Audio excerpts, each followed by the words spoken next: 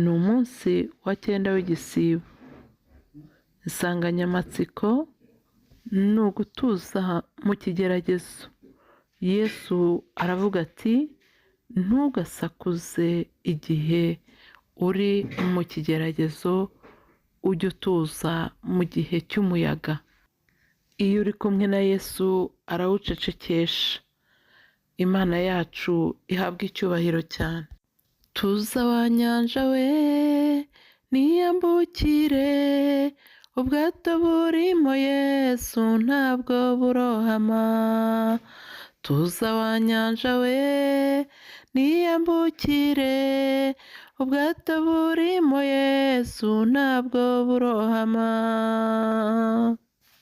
Hari igihe uba uri mu bibazo bitandukanye, ari byo bigereranywa n'umuyaga w'ishuheri,